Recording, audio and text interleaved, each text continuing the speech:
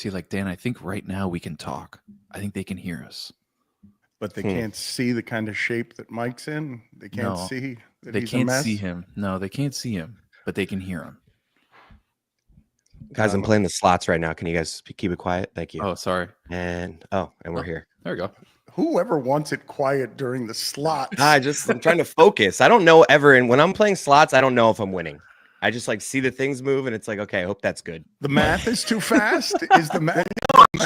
There's so many different ways to win in slots. It's like, oh, I got 7 pigs there. Oh, but that doesn't mean anything in this game. But I thought you just had to have matching colors. Is that not? That's not right. No, he's right. He's right. You guys aren't playing these slots. The machine tells you if you win. The machine tells you. You don't need to like turn in a card that says, "I think I won." My gosh. Okay. I can't do this with you guys. He's playing the slots where he's trying to figure out whether 7 things diagonally get him whatever it is that a cherry gets him. You know, like, exactly. I didn't know that was a thing. Yeah. They've gotten crazy. Luis Suarez spit on a Seattle staffer last night. Is that what their soccer team's called? The Seattle Staffers?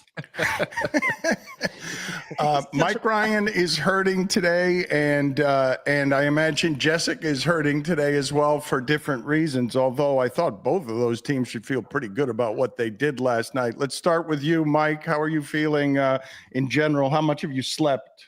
Not much. I just did like my morning supplement routine, and I opened up the garbage can and I saw that I had chicken McNuggets when I came home. I forgot about that. Let's go. What a night. I just want to say, I mean this in the nicest way possible. You look terrible right now. Mm-hmm. Yep. No, I earned that. I earned every bit of that. I mean, I've never seen you look this bad in your life. Yeah. No, we celebrated. That was a big win in year 4. That was a really fun night. Not quite 2017 levels, but that was a really fun night for Miami last night. So since 2017, Miami has only beaten top 10 teams twice, and both of them are Notre Dame. So there have been a lot of conversations since 2017 about whether the University of Miami is back, but I don't know when you're 16-40 against top 25 opponents since Larry Coker, and Mario Cristobal is 2-6 against them, whether you can say something like that. But how did you feel about that, what you saw, Jessica? Because I didn't feel like the game should have been close, but I thought Notre Dame kept it close because of how resilient they were and because they kept fighting. And you should be happy that your quarterback making a first start, you know, against what I now know is a good defense. Like, they fixed the defense. Just like last year in week 1 when I knew that they fixed the offense, like they fixed the defense because I know Notre Dame's offensive line is good. Okay, there's like so much that you just set up that I want to respond to. So let me start with saying, very sad that Notre Dame lost. I'm not trying to like find silver linings in any of it, but I did think Notre Dame was very resilient in the second half. They made a lot of adjustments and played a lot better and kept it close. I also think Miami got really conservative in the second half. I thought Mario Cristobal was trying to give it away at times. I thought kicking a field goal on 4th and 2 in that, I think it was in the fourth quarter, they could have gone up by 2 scores there. And I was like, he's leaving the door open for a comeback. But I didn't know if Notre Dame's offense had it in them. And I agree with you, Dan. I thought CJ Carr played really well. I thought there were a couple of really fluky plays that this game kind of came down to, right? Like the interception was a RPO, and he said after the game, he should have handed it off to Jeremiah Love and not thrown a screen pass where there were a bunch of Miami defenders, and it went off the Miami guy's cleat and ended up getting intercepted, which that's a bad read, but also a crazy play. And then of course the touchdown before halftime that gave Miami the lead was an absolutely ridiculous play. So overall, I think your analysis is mostly right. I think both teams pretty good. It came down to a couple plays, ended up being a close game. What you want as a fan from the opening weekend, I guess as like a college football fan, not as a Notre Dame fan. But, you know, a lot of good and I would say a lot of bad from this as Notre Dame fans, but good win for Miami. Mike, do you agree with the assessment that your defense is now good? Because the interception she's talking about, it's not just Amari Brown and Keontae Scott doing things athletically and physically and quickly. That you're talking about a cornerback who was 6 feet up in the air when he hit the football with his foot. Like that, he was above everybody who was trying to catch the football when he hit the ball with his foot, and it just lands Reuben Bain shouldn't be over there. Like I don't even know what he was doing over there. It has to look a certain way, and it's starting to look a certain way for Miami. They have the athletes, and while that was a lucky play, I mean, he probably should have intercepted it on the first touch. You got to make your own breaks. But I was really impressed with CJ Carr's poise as he grew into the game. He probably kept it too much on the RPOs. I think Marcus Freeman even said after the game, like, we had to pull him aside and tell him, hand the ball off a little bit. But when you consider how slick it was out there, I thought both teams played pretty clean. And I get where Jess is coming from. I think that was a general sentiment from what I could sample. I wasn't really looking at my phone all that much, but people were a little frustrated with the conservative play calling. But I thought Miami was playing complimentary football. And it was only until that fourth quarter after Notre Dame leveled the score that I felt like, wow, this is a surprise. I felt like Miami was kind of controlling the game for most of the game, kind of dictating where it was going. I want to talk about some of the conservativeness because, Billy, you were like everybody else in America who's watching that game. When you see at the end of the first half that Miami's out of timeouts and they have 18 seconds left, you're assuming they're going to do the clock management incorrectly, and they got bailed out there by a one-handed catch you don't see very often. And then toward the end of the game, when I heard Sean McDonough say, they've gone 4 straight possessions without getting a first down. That never happened last season, 3 straight possessions because of how good their offense was. I thought everybody was watching that expecting Mario Cristobal to cough up that game. Yes, that's what he does. I think that everyone thought he was going to find a way to blow it. I also thought the FAU kicker was going to miss the field goal. Did I hear right that he only had 4 field goals in his career before at FAU? Because, like, that's wild when he was there for like 3 years. He was 4 for 11. They used him just on kickoffs. He was their kickoff specialist. It was maddening to see them play so conservatively that they're trying to get that kicker, Carter Davis, in position to kick a long field goal. Like, it's your offensive line is great. It's not good. It's great. Look, I know people don't want to make huge extrapolations off of week 1. Pat Forty was among those pointing out last year LSU and USC played a game like that, 27-24, and it didn't matter at all at the end of the season. It's rare for a Malachi Toney to have a Sunday to himself, like in football. That's not a normal thing. So he gets a little extra stardom on his name. I did not know until last night that he's 17 years old.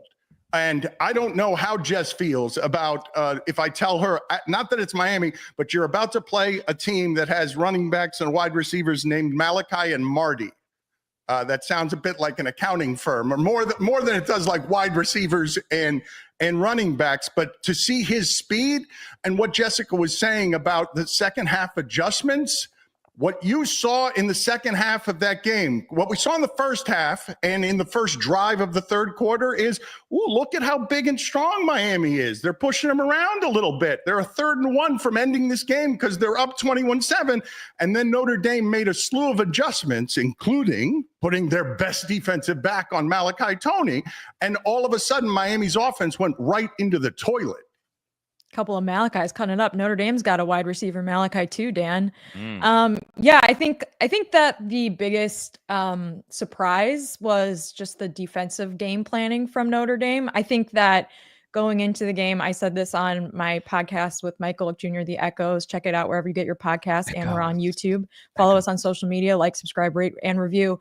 That the real battle in this game was going to be Notre Dame's defensive line versus Miami's offensive line. And I think that that's absolutely what this came down to. I really didn't think that Notre Dame's offense, I have criticisms of them, but that's not my main issue. I think my main issue is really that, like, we got Notre Dame fans. I think we got very used to the way Al Golden calls a defense. And this was the first game without Al Golden as the defensive coordinator. Brand new defensive coordinator, Chris Ash, comes in. He's playing more zone. He's not doing as much kind of specialty stuff with blitzes. He's just not calling a super aggressive game plan. And I thought that that was the thing that Notre Dame really needed to do to make Carson Beck make mistakes, because when he's under pressure, he's obviously not as good of a passer as when he's in a clean pocket. And when they were able to get pressure, you could see that, like, he got a little anxious in the pocket and didn't play as well. So, well, let's talk about the plays though in the first half that you're talking about, because there were 3 touchdowns. All 3 of them were fluky plays, good plays by the quarterbacks, but all 3 touchdowns were big third down plays. Carson Beck on the first one is rolling to his left. Both touchdowns by Carson Beck. Hang on, wait. Mike is saying his 2 touchdown passes were under crazy pressure. The second, the touchdown pass going into halftime, would you think that was like an amazing pass? Yeah. I think it was an amazing catch. Oh, can it be both? No. It was a great catch. It's one of the all-time catches, but yeah, watch the play again. Everyone's focusing on the catch, but Carson Beck hanging in that pocket. Look, he threw it straight to the Notre Dame safety. It looked like he just chucked it up. A good catch has the ball hitting the number 7. Okay. Like a good pass. Well, I think we disagree, and It's fine. We can disagree on that. we can disagree on that. And I think my point, Mike, overall is that Notre Dame needed to create more pressure, and they weren't able to do that. And I think that was the difference maker. I think they pressured Carson Beck 4 times, and half those Exactly. times Carson Beck threw a touchdown pass. Well, and go sure. ahead. On both touchdown passes, he was getting hit. He didn't see either of the touchdowns because he was on his back. And the touchdown that Notre Dame had and that CJ Carr had was a better physical play than either of those touchdowns by the quarterback, because of how much he moved back to the 30-yard line to throw what ended up being a 7-yard pass. But let's talk about Malachi Toney, because that reminded me of Kevin Williams and Santana Moss, where and I know Restrepo's quick, but this is a different kind of quickness. And again, I'm going to say it again. I can't believe that human being is 17 years old, and you'll excuse Notre Dame for not game planning for him in the first half, because no team has ever had to game plan for someone who's 17 years old. It's not something that you have to worry about generally, a true freshman who's 17 being unguardable. Well, it's shades of Ryan Williams from last year at Alabama, right? He came in at 17 and he was the best player on the field basically instantly. And it was like, oh, wow, this guy moves at a different speed. Malachi Toney's the same thing. He was doing whip routes where guys were getting left in the dust when he would pivot around and go back to the sideline. Like, he was the best athlete on the field. It's going to take a little bit of maturity to get game plan basically out of the second half. But then I think when you talk about the touchdowns for CJ Carr, they were basically both on busted plays, right? The defense was caught looking into the backfield when he was 30 yards down the field. Ball went over their head for an easy touchdown. And then the other touchdown to number 9, I forget his name, was basically wide open on another busted coverage. So if Miami shores up some of those defensive get caught looking in the backfield, ball goes over your head, this is a completely different game that feels more dominant than it really was. Well, if Notre Dame has less busted coverages too, it's also sure.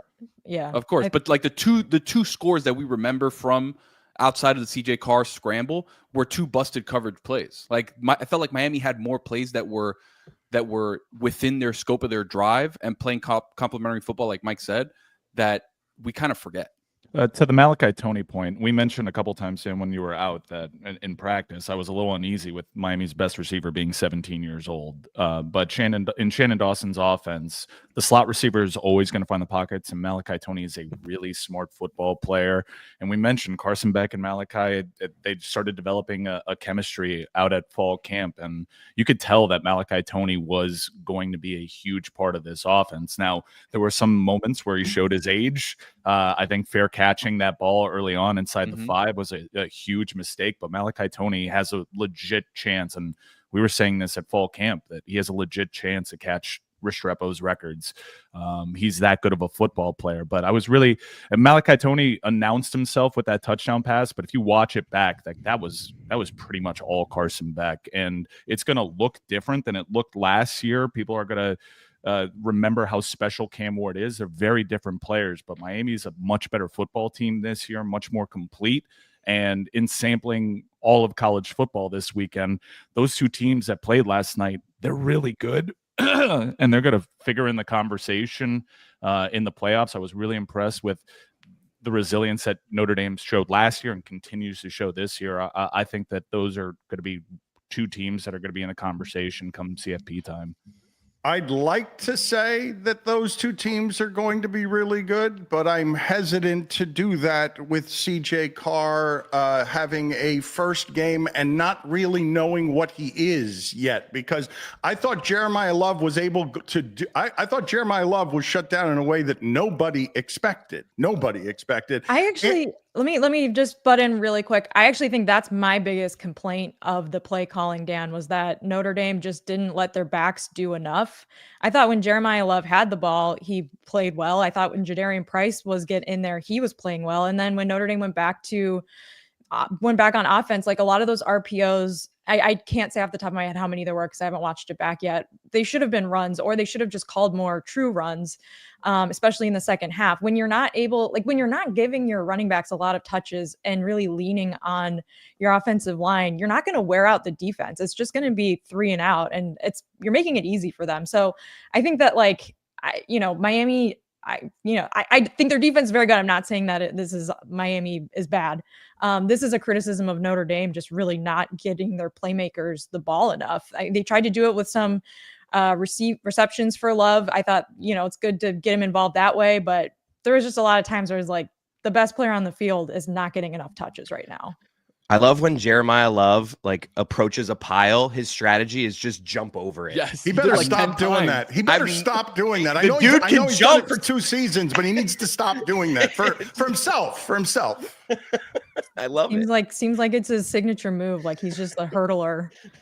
He got undercut like 4 times where he would flip in the air. And I was just like, okay, so the 3rd time you didn't learn it. Now we're going to do it a 4th time. So gotcha. The reason though that I am hesitant to proclaim these, the upper level teams that we're talking about, which for the last, the teams that we're talking about over the last 10 years are Alabama, Georgia, Ohio State, and Clemson. And so the reason I'm slow to put it in that group is only because in seeing these two teams play, I was really, really disappointed by the absence of big plays. I understand that I know that the touchdowns were exciting, but outside of that and the broken play, the offenses were pretty limited. It wasn't what I was watching last year where specifically those two teams, because of the quarterback play, we're able to run all over the field offensively. So I'll say Notre Dame's explosive play rate was 12%, which is 87th percentile, and Miami's was 4%, which is 8th percentile. And then Notre Dame's EPA per rush was 74th percentile. So they had a pretty good rushing game versus Miami's, which was only 12th. I mean, their EPA per rush was negative 0.25. So I think based on the eye test, especially in the first half, it seemed like Miami was just moving the line of scrimmage really well and was running the ball really well, but really statistically not a great rushing night. I think it really, the difference maker is just that Notre Dame couldn't create pressure, not that Miami was able to really push a lot, I guess, if that makes sense. Love a good EPA. I wonder, when you talk about the EPA, and it felt like Miami was moving the ball however they wanted on the ground. Does that EPA factor in, when they were just basically running into the back of the center for 1 yard at a time in the 4th quarter, where they just completely abandoned any sort of outside runs? Because it felt like Miami in the first half and in that first drive to start the second half, especially, they were reeling off 6, 7, 8 yards per attempt on rushes. Yeah, but they only averaged, I think, 3 yards per rush in the game. So. Yeah, but he's the math that he's doing. You're right about that. Their rushing average was terrible for the game, but it's at least in part because of everything that happened in the second half, where they were just super conservative and they weren't doing what happened in the second half to me was Mario Cristobal trusting his defense and not trusting his offense. When I'm watching that game, I'm having the same reaction I'm having the year before, which is, man, that offensive line is good. That quarterback's going to stay protected all season because that Notre Dame pass rush is good. The things that are best about Notre Dame, Jess, you correct me if I'm wrong. I don't know if the Notre Dame pass rush is good. I'm not convinced off of this game. This order. Well, okay. So this order is what I would say. I'd say they're good on the offensive line. Second would be defensive back plays, although they don't have depth. And then what they've got along the defensive line, I would say that was stymied by Miami. I think that offensive line is absolutely good and that Carson Beck is going to have time to throw all season. Yeah, so I would say I'm not convinced Notre Dame has a great pass rush. That's why going into the game, I said that was going to be a big matchup because Notre Dame lost a couple good interior defensive linemen to the draft last year. So they were replacing some talent. I thought the second half, they certainly were better. I thought the best player on the defense was probably Boubacar Traore, who's coming off an ACL, who was really good last season before he got hurt. But there's some young guys in the pass rush, like some young edge rushers that, I think we'll probably get better through the season, but I wouldn't say that was a strength going into the game that I felt like that's why I was concerned about it, quite frankly. That's why I talked about it a lot on our podcast last week. As far as the offensive line goes, I would also say not a great offensive line night for Notre Dame. I thought that they got beat a lot. And I think that's just because they're playing probably the best defensive line they're going to play in Miami. I thought Ruben Bain had an amazing game and he's just really, really good. So it's possible the O-line will rebound, but they also may not have to play talent like that for a few weeks, which would be helpful. So Dan, I would say this team isn't exactly what it was last season as far as Notre Dame goes. And the strengths that they had last season, I think, came a lot from the coaches putting a lot of emphasis into strengths and less into weaknesses. And so this is why I kind of put this one on the coaching staff, because offensively, I don't think Notre Dame knows what its identity is yet. I think early on, they were trying to get CJ Carr to just get the ball out of his hands to get him less nervous. And then as the game went on, they just weren't sure what to do. Are they running? Are they passing? They didn't. You're putting this on Notre Dame's coaching staff. They can't control the turnovers. They did. I thought when they're down 21-7 and Miami's got the ball 3rd and 1 and has held the ball half of the third quarter. I think if Miami gets a first down there, I was expecting Notre Dame to totally cave for the remainder of the game. I thought the coaching in the second half with the quarterback draws and the changing things up so that Miami wasn't doing anything offensively. I thought that they were doing the things that they needed to do because I thought they were a little overmatched athletically, strength-wise. I think in the first half, that was when Notre Dame lost the game. I thought the first half was pretty weak. I don't think they knew what they wanted to do on offense yet, and I don't think the defense was really pushing. And I think that a really good play caller on defense, if you're losing your one-on-one matchups, can create some mismatches or at least disguise things in a way that makes it a little bit harder for the offense. I just don't think they did that much of that to start out the game. So the last time Notre Dame had such few pressures was in 2017 against Navy. Navy obviously doesn't throw the ball. Mike, you've been watching the camp and that offensive line. I had the same feeling, and I'm not this person who does this with my biases that are hopeful. That offensive line, the last 2 years, has created pockets that 3 years ago were absolutely not there. That pressure was something that I expected a quarterback to see. And the last 2 seasons, I've watched quarterbacks not have very much pressure. I thought that was done to Notre Dame. I would agree, and that's what Mario Cristobal does. He's in year 4, a recruiting-based head coach that builds along the trenches, and in year 4, that tree is bearing fruit, and they're winning a very physical game. I was impressed with Notre Dame. I think that win's going to age really well. I understand trying to hyperanalyze the game and place blame. I think it was a good football game between 2 good teams that are going to get better as the year progresses. And I don't really think after sampling the college football weekend, there's really going to be a team that sets itself apart with a huge talent advantage. I think parity is here in college football. And like I said earlier, those 2 teams are going to have a say in how this season plays out. A lot has been made of Carson Beck and the narrative around him. And you just pointed out how Mario Cristobal has performed against top 25 teams here in Miami. I don't think he's been a favorite in many of those games. Carson Beck just won his 5th top 10 matchup. He's 5-2.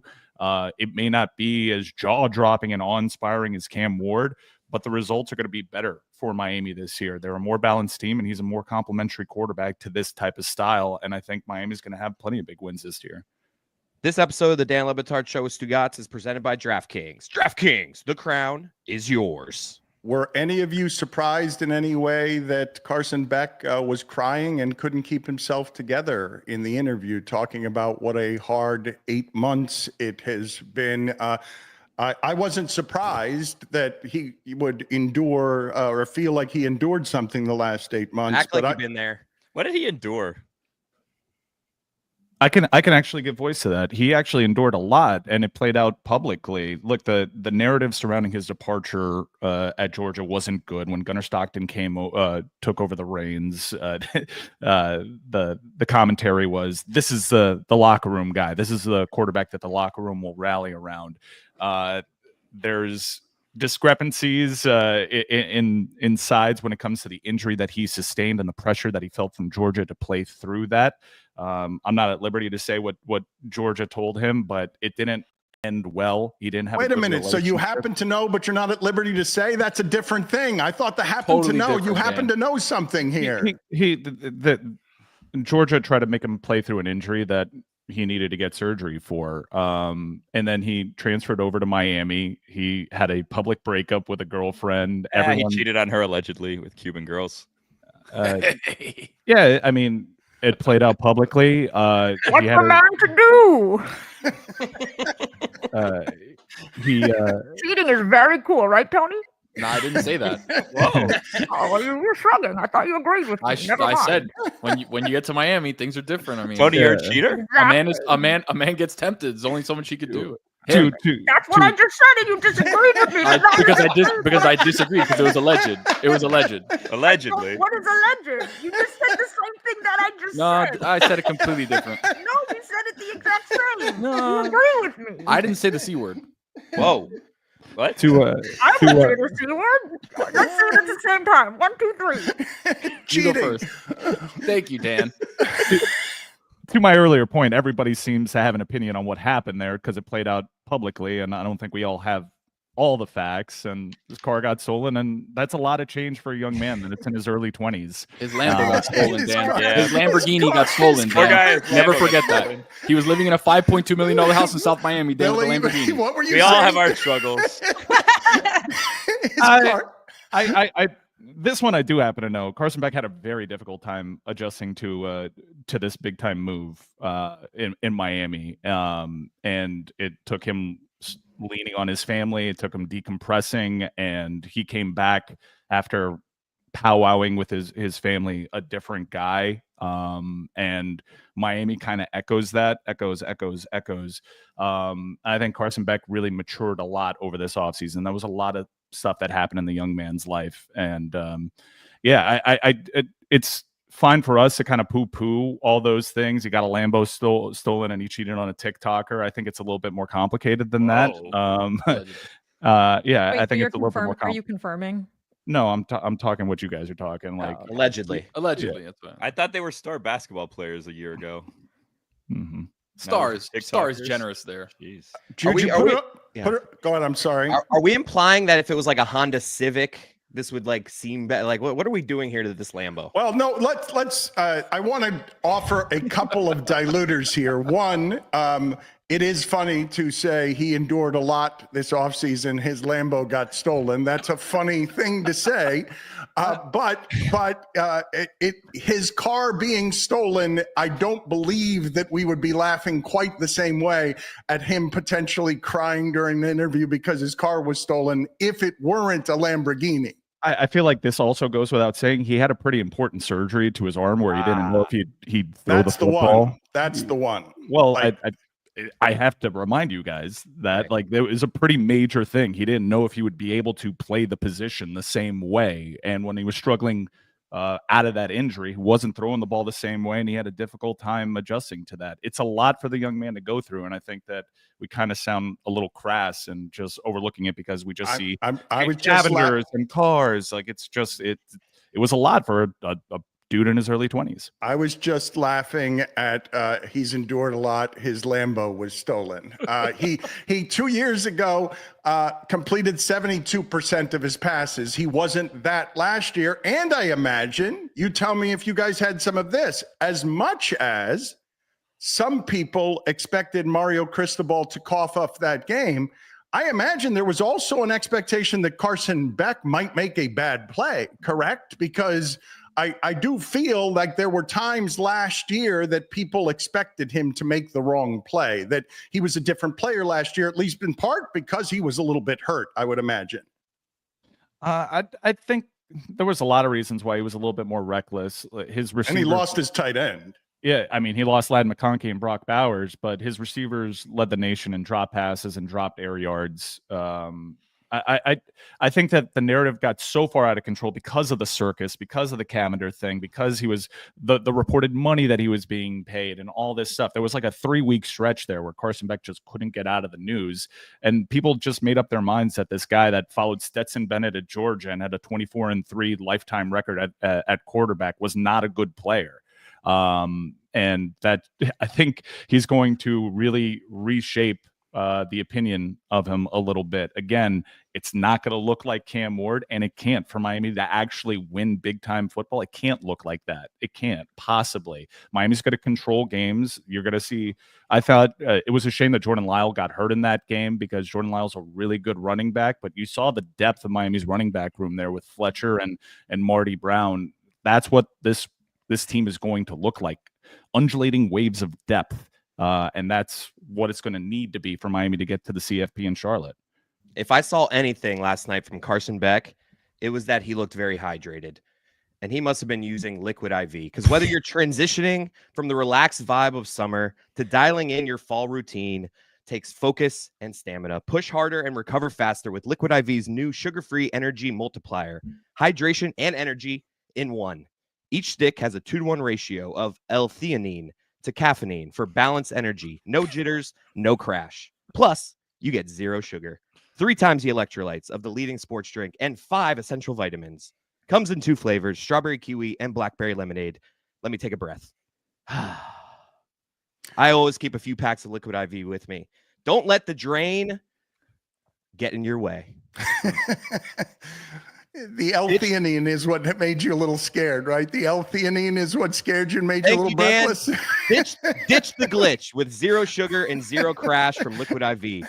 Tear, pour, live more. Go to liquidiv.com and get 20% off your first order with code Dan at checkout. That's 20% off your first order with code Dan at liquidiv.com. Mike, when you talk about them being different, obviously Cam Ward and Carson Beck, is the offense going to get entrusted to have Carson make plays in the second half? Obviously, it was early, first game. You're still trying to figure out what you have across the board. But it felt like they just didn't trust Carson to make the plays when needed that last year they would have trusted Cam to do. So are we going to see that playbook open up a little bit closer to how can it close up more than it did in the second half? Oh, you're running into the back of the center 4 times in a row and then kicking. Locked it and shoved it up like he didn't open the playbook. It was locked closed. They got to do something, right? They got to trust him a little bit more, no? I'm not going to hyperanalyze. It was a 3-point game, and Carson Beck made 2 big-time plays in the face of pressure that was very rare for Notre Dame. The Malachi those are game-winning plays. Yes, EJ Daniels made an unbelievable catch, but Miami. But I'm talking about second half. Half. Second half, I think that Miami had pretty much surmised the advantages they had along the lines, and we're just trying to win that football game. To your question, Carson Beck's going to look really good at times this season. I don't know how many times he's going to play a team as good as Notre Dame. I think the team will get better. I think Malachi Toney will get better. I don't really have this issue. I know that they were conservative, and I wish that I wasn't nervous at the end of the fourth quarter, but I'm really happy with the top 10 win against a good football team, and I'm not going to lose any sleep over, man, there was 3 straight plays where we didn't get any traction on the ground. That's a national runner-up that Miami just played. You did lose sleep, though. You only slept 2 hours last night. You literally lost sleep. I was celebrating. I'll also add, I don't think Notre Dame secondary had their best game that I've ever seen, but they are. I think they're really good, and I think that they were just a lot better in the second half in particular. There's also some nitpicks I could say about defensive back personnel, especially in this first and second quarter. But I would just say, it's possible Notre Dame won't play a passer as good as Beck the rest of the season. It's also possible Beck won't play a secondary as good as Notre Dame's for the rest of the season. I also think, Mike, the decision to kick the field goal on 4th and 2 when Miami, I think, was about to go up 2 touchdowns, or maybe even 3. No, they were up. You're not talking about the one that made it a 10-point game, right? You're not. Yes, I'm talking about that was 4th and 2, I believe, in maybe right outside the red zone or in the red zone. That Go They ahead. were up 7 though, and they went up 10 with he was trusting his defense there, and they immediately had the dumb broken play that went 30, 40 yards longer than any other play Notre Dame had. And the subsequent drive. I'm saying just want to stay on Miami for a second. Like, I think if you trust your offensive line and you trust your offense to gain 2 yards, I don't understand Mario Cristobal not trying to score a touchdown there and just pour it on. Especially when the field goal unit also already fumbled the snap earlier in the game. Strong disagree. They made it a 2-score game. And then Notre Dame tied it. And Notre Dame had a chance to win it. I mean, they had a bad 2-minute drill at the end of the game, but they could have won that game on a touchdown. And then the game's over. Yes. She's right about that, but I think throughout almost all of football history, except for the last couple of years, when you're up 7 there in that position on 4th and short, you kick a field goal, only because of the way that the sport has changed in the last few years, where everyone goes for it on 4th and short. Is that something that's in play? Because if you do trust your offensive line there, that is something that I would also consider in the modern age. It's 2 yards and you're averaging 3 yards per carry. If he was more aggressive there, I think that game ends very decisively for Miami. We're not saying 3-point game between two top 10 teams. I think Mario, this is what I'm trying to deduce as a fan, is did Mario keep it conservative, or did Notre Dame have a better game plan in the second half? I will not know that for sure unless I rewatch this game. Maybe I'll never know, but there were definitely points where I just felt like Miami could have really put the hammer down and they just couldn't do it or wouldn't do it. And that was one of those times. Scared money don't make money, right, Tony? Amen. It made Billy, money. you covered FIU. You were a part of a giant victory on Friday as the Panthers rolled to what was it, 42-9 was the game you were calling? No touchdowns allowed against Bethune. UM's next opponent, by the way, Mike. Oof.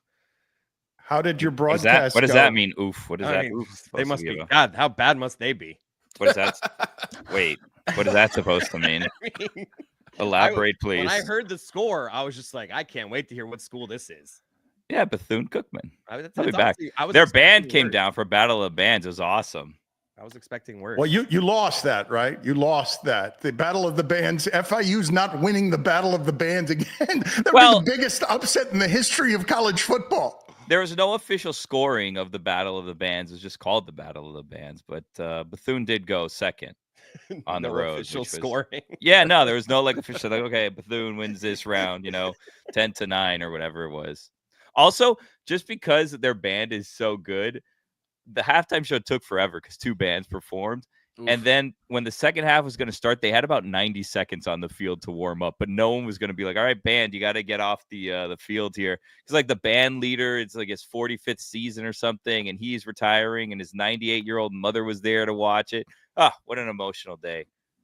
I want to talk about some of the other things that happen in college football. There is no example greater that people don't know what they're talking about than when 2-10 FSU knocks out Alabama the way that they did. Tommy Castellanos said Saban can't save them, and Saban couldn't save them. Alabama got mad about all of that, and Saban warned on game day, don't do that to Alabama. And now on Get Up today, Greenberg is saying to Paul Feinbaum, do you bring Nick Saban out of retirement right now and allow him to go back to Alabama? And Feinbaum is saying, go on back immediately to Alabama. Let me give you some numbers here. Oh, these are brutal. These numbers are crazy. Yeah. These numbers are crazy when you think of don't follow the guy who's been the legend ever, okay? So when Nick Saban was favored by 2 touchdowns, he was 131-2. So he lost 2 games out of 133. DeBoer has now lost 4 of his 14 games in total, but he's 4-4 as a 2-touchdown favorite. And Alabama had gone 230 games without losing to an unranked opponent. DeBoer has lost 4 of 14 times to an unranked opponent. And then Alabama has also lost 3 of its last 4 games. They lost 3 games in a season twice in the last 17 years. Jeez. Can I say one thing we haven't discussed yet? Lee Corso absolutely nailing his picks. 6-0. Picking Florida State, which seemed like such a crazy Just a homer pick. Saturday. Going for 6 on the way out was absolutely bananas. And I feel like he spoke a lot of this into existence. So good for him going out on a high Not just note. 6-6, Jessica, but also all the teams he played for and coached also won on Saturday. Like everything went right. He has to in that spot though. Pick Texas just to bother those 90,000 people. Like he has to put the Longhorn hat on in front of those 90,000 people. That was a biased pick. That was not authentic. He didn't authentically believe that. I know, but he didn't authentically believe that. He just did it as a crowd pleaser. Good on the big news. The Fox show doing what we suggested and literally taking the feed. I respect to them. But then can I also just complain about a noon kicking off at 12:15? Like we need to stop doing this, right? Like because of the Corso thing. They had to move all the stuff out of the way. They decide when the game kicks off. It can be moved. Like the Mississippi State game that was on ESPN had already kicked off like well before the Texas Ohio State game. And also last night ABC, I know I think the Chicago market, maybe the Miami market too, had a pregame show. In my market, I had America's Funniest Home Videos. We didn't. And then that's what we had. We didn't have any pro game. 7:30, they put on Hard Rock Stadium. No kickoff until after 7:45. Like 16 straight minutes of nothing before they kick it off. I mean, it's gotten out of control, Dano. Can you guys listen to what I'm about to say here and try not to be amazed because I dare you to not be amazed by what I'm about to say. Brett McMurphy is saying about Ohio State after that Texas shellacking and Arch Manning. Good God. Was that terrible? Brett McMurphy points out that these are the last 7 games for Ryan Day. Beat number 1 Texas 14-7. Beat number 3 Notre Dame 34-23. Beat number 4 Texas 28-14. Beat number 1 Oregon 41-21. Beat number 7 Tennessee 42-17. Beat number 5 Indiana 38-15. And then right in the middle of there, like a big giant turd, a 13-10 loss to unranked Michigan. the one he wants most, like the worst loss there, the worst victory there is against top 7. That's all top 7 teams, but he's got unranked Michigan in there just stinking up his life. What was going on with his nipples? Oh, he pierced them. That was that was a sight to see. Yeah.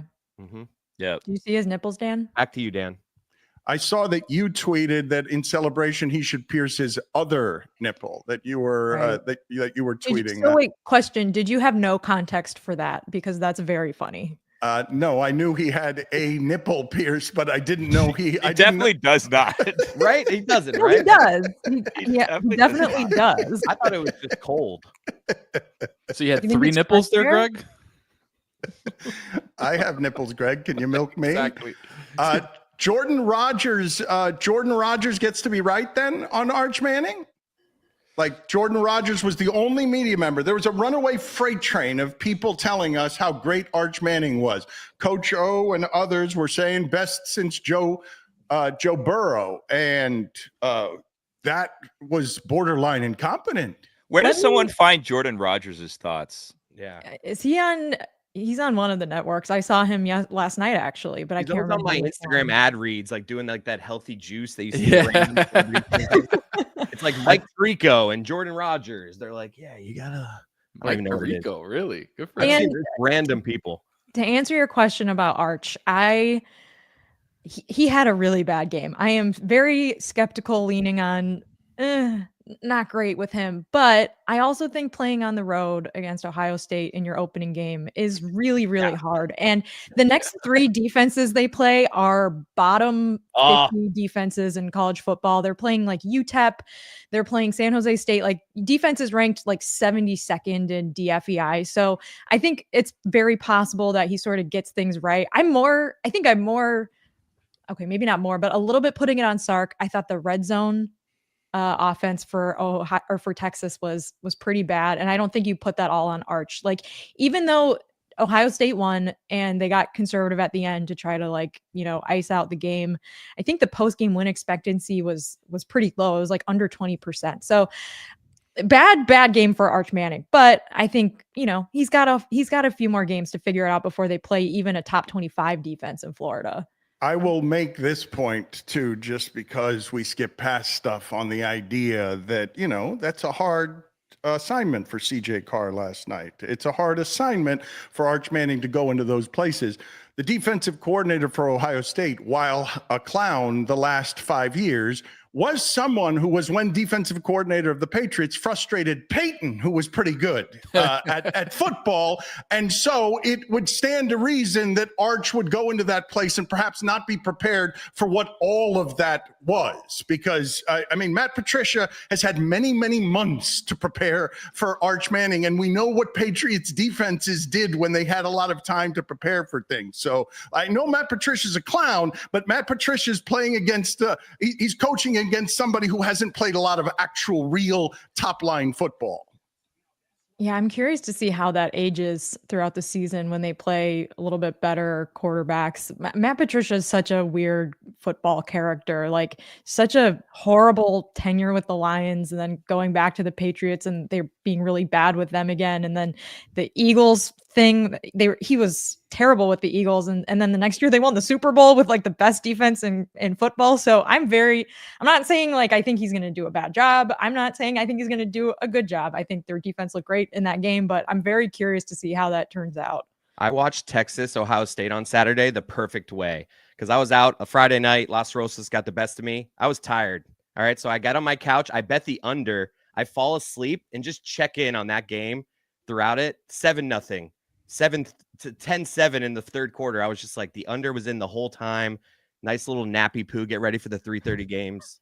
Fantastic. So you watched it the best way possible and not watching it at all? Dude, 10-7 also. Did they have two safeties? Did I miss those? It was 10-7 at some point late, and it was just like the under was always in. I'm just telling you, you guys want to have a nice afternoon. You bet an under on a game, and then you just check in the third quarter, and it's just clearly under. Oh, delightful. That's another complaint I have about Saturday, Chris. I know you found your nap window. I could not, because that Florida State Alabama game, I thought it would be a snooze. Ended up being one of the most exciting games of the weekend, and then rolled straight into Clemson LSU, which was also a really good game. And there was just no time to take a nap. Even on Sunday, I dozed a little bit in the third quarter of Virginia Tech, South Carolina, but it wasn't restful at all. Billy, what are you laughing about? The final score was 14-7, so it was never 10-7. It was never 10-7. 7-7. The under was always in, all right? Relax. The under was always in. It was just never 10-7. Clearly napping, not paying attention to that. and Las Rosas got you the night before. You said it. I do think that we all need to. I know nobody cares about this, I'm sure, other than Ohio State, but there has never ever been a team in college football as good as stopping people in short yardage situations as the last 2 years of Ohio State football. Like, nobody can get a short yard on them. And the other thing too, nobody's bold enough here to say it. Arch Manning, even though he did, not look great, had some moments where he flashed. That one play, I agree with you, Tony. He threw an absolute laser deep in his own territory, tight end, right? between the safety and the corner, that he put it directly on their long side of the field. So it was like, whoa, those throws are there. It felt like Sark kind of betrayed him a little bit, but there was flashes where Arch was like, oh, wait a second, Arch, excuse me, I have the thing where I go Arch, yeah, like Archipelago. Scoot too. It was they kind didn't of run him at all. It was a bummer seeing him miss like the short, easy throws though. Like The first one of the game was brutal, where he skipped an open pass that would have gone for 25 yards. Everyone turned into a quarterback coach. They're like, look at the mechanics on this throw. Like, all right, everyone shut up. No one knows what the hell they're doing. I just said he skipped it. Wait a minute. What everyone did there was, that's what happens in the throwing motion when your sphincter's really tight. Right. There were a few clips where everyone's like, look, arm angle, look, footwork. It's like, everyone shut up. That is one of my favorite things, though, as like I'm not a quarterback guru at all, but I can tell when it looks kind of weird. And like sometimes I'll watch college football quarterbacks and I'm like, that looks kind of weird. I would say it always looks kind of weird though when they skip the pass at the feet of the receiver when it's an easy throw. You know, Like but like all arm of- angles yeah. is a thing you got to master over time. So I'm told, Chris. Like all of those Ohio State defenders will at least be on a practice squad, right? I mean, close. Maybe. I mean, Yeah. that's what we're talking about here, though. So like, I'm gonna give them a That's give 'em one that's week. the bar. Some of them will No, be on the and no, practice they squad lost. somewhere. They lost 7 starters on defense. They lost 7 starters. Like, yes, Ohio State did some of that to him, but also he was awful. Like, he was awful. It's not like Ohio State's athletes are that much better than Texas's athletes. He was awful. Texas lost a bunch of players too. So it was, I mean, I think these like week 1 games, the road teams other than LSU did not play their best games. I think LSU was really the exception there. Alabama may have bigger fish to fry. I don't know what's going on with them, but they just did not look like they were ready to play in that game. They were not really physical at all and just got totally stomped by Florida State. And so, I mean, maybe there's something to that. I think another thing is like going into that game, I think the unders were like 14-2 in this first 16 games with FBS versus SBFS teams. So hard to score in opening weekends. I think even Notre Dame, Miami, for as much scoring as there was, hit the under. I believe the under was like 49. So 51 and a half. I got 51 and a half. Okay, well, there you go. I mean, it was a opening weekend. You kind of expect the offenses to have some work to do, and defenses are just able to play a little faster and freer, maybe. So we are so back. Belichick here in a little while, and apparently the guest list, it's going to be a hell of a celebrity guest list of Julius Peppers and Lawrence Taylor, and a whole bunch of people are going to be showing up. Belichick evidently is a 3.5-point dog in the game. Michael Jordan is evidently going to be there as well. Ham, Eric Ham? Yep, everybody. Oh my God. Wow. Wow. Taylor. Star-studded event. What do you guys think of Dabo on Saturday night? Do you think I'm not sure about Clemson. Do you think he's how old is Dabo? Do you think he had before every season does like a run down the hill just to make sure he still got it? You know, like he's in his like mid no cameras, with no one looking, no videos. videos. Like, all right, let me make sure I still got it. And then why is their cannon so little? Like, Yeah. and why is it on a U-Haul like dolly that they like run down the hall? They launch the cannon, they run it down in like a little dolly, and then the guy's trying to avoid the mascots. Like, why don't we like affix the cannon onto something like on the side and not run down with a cannon? What if they leave the cannon on the hill? That's where the freshmen stand during games, and then the freshmen blow it off during a game. I feel like that's a hazard. Tom Brady's supposed to be there today. Mike Tyson, Jeff Bezos is supposed to be there. No, those were guys that were all at the game last night for Miami. There were a lot of VIPs. Ron DeSantis with Jim Kelly. dipping. Saw him in the board. Jim Kelly, I Tom heard him Brady on was there last night. Yeah. I mean, he lives down here. Apparently, Jess, isn't his son enrolling in Notre Dame? I have heard that. I don't know if that's true. I think he's just turned 18. I didn't really know his oldest was college age yet. I heard that all of those people, Bezos, Brady, Trump, I think Ivanka Trump and Jared Kushner, live on an island right off of Surfside, where apparently they've had some like legal battles over where their poop goes after they poop. And they've now foisted their poop on the city of Surfside. I look into it. I saw an article about it. It seemed very interesting. All this, and we got the NFL barrel. Oh, let's go. In just a couple of days. And if you're like me, you might be an NFL free agent. You like touring the nation and seeing some of the biggest games that the NFL has to offer. Well, guess what? The Game Time app has you covered. If you want the best possible tickets with the best possible customer service, do yourself a favor. Download the Game Time app. Get panoramic seat views, the low price guarantee, and Game Time's unparalleled ticket coverage. Your purchase is covered with the most flexible customer service policy in the ticketing industry. Take the guesswork out of buying NFL tickets with Game Time. Download the Game Time app and create an account and use the code DAN, that is DAN, for $20 off your first purchase. Terms apply. Swipe, tap, ticket, go. Dan, you're going to appreciate this. I was over at my parents' house watching the first half of the game. We leave during halftime, and I'm getting to the house. Classic newborn parent thing, leaving at halftime. Yeah, she was starting to get a little fussy. So I was like, you know what, babe? We'll go to the house. No worries. Dan, as I was driving over, put on WQAM, was listening to Joe Zagacki. Okay. It was just perfect. He called the touchdown drive, that first drive where they went for 7 minutes, 15 plays or whatever it was. It was just a thing of beauty. Jim Kelly joined DBJ and Zagacki after a little while, talking about the 1981 game. Wow. Can you introduce me to Ron DeSantis? He's in he's in your box. I think I heard him in the background in the Love what he's doing down here. the broadcast booth. But Dan, it was just perfect. My wife's like, "That's Joe Zagacki," and I'm like, "Yeah, babe. You If you should've been gotta like, go, "No, you that's gotta Mike." go, Origo." Don't you believe that when you leave to go get food, it affects the outcome of games? Depends. The thing is, if you got to do it pregame Wait, or depends postgame, how. yeah. Because here's Tony's the thing: right on this. Tony's right. if you leave pregame and get what you gotta get, and then come back before kickoff, you're good, right? If you go at halftime, you're good. You can never leave during the actual game. You got to send somebody else to do that or order it in. Like we have the modern convenience of all the different apps now. But if you leave during the game window, yeah, you're done. You're You cooked. did leave though. You went home. Yeah, but I was in the halftime At window. halftime, Billy, it's a different. There's a difference. Exactly. Plus, I was listening to Joe Zagacki, which actually reverses the curse. So when you Mm. listen on live radio on FM, they can hear us in Jupiter. That's what Big Dog says. So when you hear it on the radio, The planet? you're good. Yeah, basically. that's what Big Dog makes it seem like, right, Mike? Am I crazy? I want to ask all You mean of there's you aliens listening to me? a yes or no question. They're Carter everywhere. Davis goes out there to take that kick at the end of the game. We do all of this analysis, but Carter Davis goes out there to take that kick. Billy, you expected him to make it or miss it? I was hoping he would miss it, but I thought he was gonna make it. I expected him to miss it. Chris, Same. what did Felt you like expect? overtime. Felt like overtime. Jess, what were you expecting? I don't know. I had no expectation. I had fully disassociated at that point, Dan. I was viewing the game through someone else's body. Tony? I thought he was gonna yank it.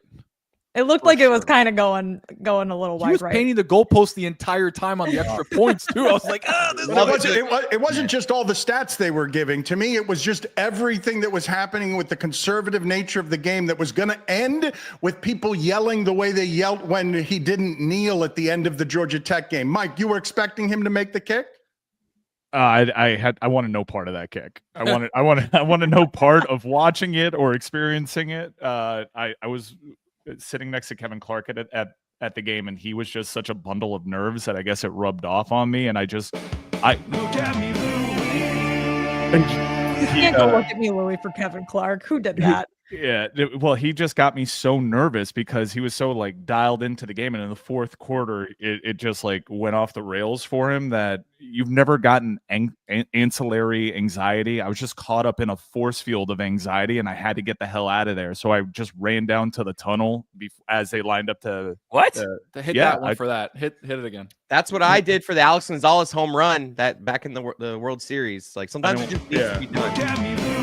Tunnel access, please. What is this? What are we doing here? Yeah, I didn't want to watch a kick. Golden Cane, Uh, Tony. I was just like listening. I was listening to the crowd, and when it No, went, I mean the like, tunnel. He means Can the I actual say- tunnel where the players run out. It was very Mike. Yes. the way this game played out was very eerily similar to the Orange Bowl between Notre Dame and Penn State, in that it felt like Notre Dame got outplayed in the first half, but there was a small lead going into halftime. Obviously, a little bit bigger lead for Miami because they did convert that touchdown right before the half. But going into halftime, like not an insurmountable lead. And then Notre Dame made some adjustments and came back, kept it close. It came down to a game-winning field goal. I mean, that's exactly the same score as the Orange Bowl, same game-winning kick.